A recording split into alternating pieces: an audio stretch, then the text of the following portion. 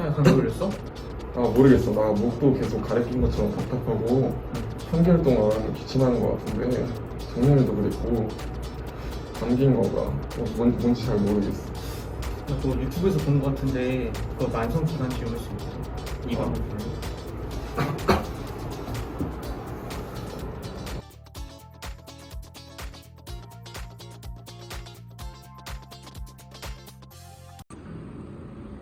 안녕하세요. 오늘의 이것이 알고 싶다는 만성기관지염에 대해서 알아보겠습니다. 오늘의 게스트 전주대학교 병원 호흡기 알레르기내과 박채유 교수님을 모셨습니다. 안녕하세요. 이것이 알고 싶다에 출연하게 된 호흡기 알레르기내과 교수 박채유입니다.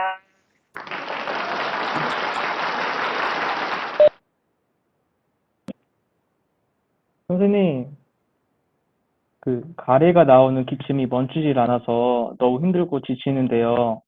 어떻게 해야 될까요?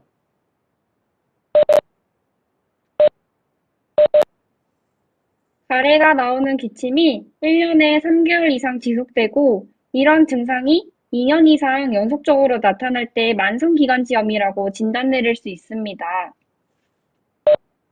만성기관지염이요? 그건 뭔가요? 지금부터 만성기관지염에 대해서 설명해 드릴게요. 선생님, 만성기관지염이란 어떤 질환인가요? 만성기관지염은 가래가 나오는 기침이 1년에 3개월 이상 지속되고 이런 증상이 2년 이상 연속적으로 나타날 때 진단을 내릴 수 있는 호흡기 질환입니다. 선생님, 그럼 만성기관지염은 왜 생기는 건가요?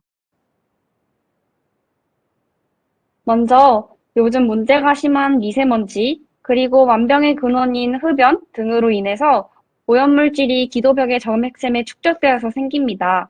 이때 보통 산모의 운동으로 오염물질을 밖으로 배출시켜야 하는데 염증, 세균, 바이러스 등으로 산모가 파괴되고 산모 운동에 제한이 생겨 가래가 생기고 기도벽의 탄성력도 감소하기 때문에 숨을 내뱉을 때 기도가 좁아져 있어서 기관이나 기관지 내에 기침을 일으키는 것입니다. 담배를 끊어야겠네요. 네, 금연은 물론 미세먼지가 심할 땐 반드시 마스크를 착용해 주셔야 돼요. 그럼 만성기관지염의 진단하고 구분은 어떻게 하나요? 만성기관지염은 세 가지로 나뉘어집니다. 혹시 이 세 가지에 대해서 아시는 분 계실까요? 혹시 단순 만성 기관지염, 만성 폐쇄성 기관지염, 청실성 기관지염 아닌가요? 어떻게 알고 계셨나요? 저희 동생이 만성 기관지염에 걸렸던 적이 있어서 찾아봤던 적이 있었습니다. 네, 이렇듯 최근 심각한 미세먼지로 만성기관지염 환자가 늘어나고 있는 추세입니다. 안타깝죠? 첫 번째는 단속 만성기관지염으로 기관지 확장증이나 폐결핵, 다른 호흡기 질환이 없을 때 반복되는 기도 감염에 의해 만성 폐쇄성 기관지염의 형태로 이행됩니다. 두 번째는 만성 폐쇄성 기관지염으로 단순한 가래 및 기침의 증상 외에도 기도 폐쇄 증상이 동반되어 기도 저항이 증가하고 심하면 저산소증, 고탄산가스 혈증 등을 동반합니다. 세 번째는 천식성 기관지염인데요. 천식이란 엄밀한 의미에서 가역성 기도 폐쇄 질환입니다. 천식성 발작은 만성 폐쇄성 기도 질환에서 흔히 동반되는 증상입니다. 그럼 만성기관지염의 발병률은 어떻게 되나요? 미국의 보고에 의하면 만성기관지염은 매년 일반 인구의 약 5%에서 발생하고 인구 1000명당 1년에 10회 정도 외래에 방문하여 진단된다고 합니다. 환자 중 88%는 증상 발생 2주 이내에 외래를 방문한다고 합니다. 아, 이렇듯 생각보다 흔한 질환인데 감기라고 생각하거나 쉽게 넘기는 경우가 많아서 증상이 더 심해질 때까지 방치하는 경우가 많습니다. 선생님, 만성기관지염을 바로 치료 안 하게 된다면요? 만성기관지염을 그대로 방치하게 된다면 폐 기능의 악화와 기능 감소 진행에 영향을 주게 됩니다. 만성기관지염은 만성 폐쇄성 폐질환으로 이어질 수 있습니다. 연구 결과 만성기관지염 증상을 보인 군이 그렇지 않은 군에 비해서 만성 폐쇄성 폐질환 발생 빈도가 3배가량 높았음을 확인할 수 있었습니다. 만성기관지염의 예후는 어떤가요? 만성기관지염의 주된 원인은 흡연입니다. 따라서 흡연을 중단한 환자는 계속 흡연하는 환자보다 더 오래 생존할 가능성이 높습니다. 하지만 정상인과는 달리 만성기관지염 환자들에게서는 독감이나 폐렴 등의 호흡기 감염이 매우 심각한 결과를 초래합니다. 폐렴의 경우 대부분 급성 악화로 이어지는 경우가 흔하며 만성기관지염의 급성 악화 자체뿐만 아니라 협심증이나 심근경색증과 같은 심장의 관상동맥 질환을 악화시켜서 그로 인한 사망률을 50%까지 증가시키는 것으로 알려져 있습니다. 만성기관지염의 치료법으로는 어떤 것들이 있을까요?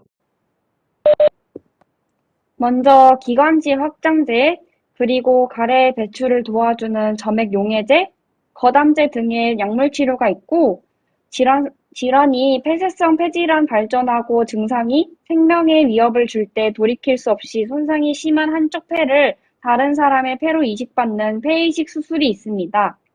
물리치료로는 체위배단법과 가슴타법을 소개해 드릴게요. 체위배단법은 객담이 많이 있는 부위를 높게 올리는 자세를 만들어 중력을 이용하여 객담을 배출하는 것이에요. 이때 손으로 살살살 객담 부위를 두드려주는 가슴타법을 사용하는 것도 좋아요.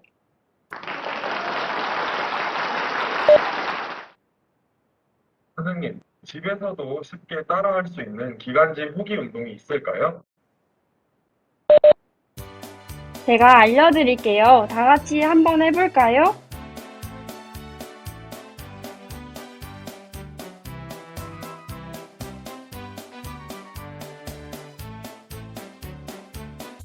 네, 기관지 호강 운동을 할 건데요. 의자에 허리를 쭉 펴고 앉아서 양팔을 어깨 높이로 듭니다.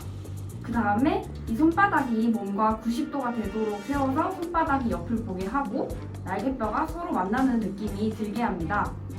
그 뒤로는 고개를 뒤로 젖혀서 숨을 입이 아니라 코로 들이마시고 내뱉을 거예요. 고개를 뒤로 젖혀서 숨을 4초간 들이마시고 하나, 둘, 셋, 넷, 7초간 내뱉으시면 됩니다. 하나, 둘, 셋, 넷, 다섯, 여섯, 일곱. 유리씨, 어디 날아가세요? 유리씨, 손은 쫙 펴고 팔을 몸쪽으로 붙여서 손바닥을 옆으로 해가지고 유지해주세요. 그 다음 고개를 뒤로 젖혀서 코로 숨을 4초간 들이마시고 7초간 내뱉도록 할게요. 이렇게 3세트 진행하겠습니다. 다영씨도 한쪽은 잘 되는데 여기 뼈가 쫙 붙는 느낌으로 날개뼈를 더 뒤쪽으로 모아주세요. 선생님.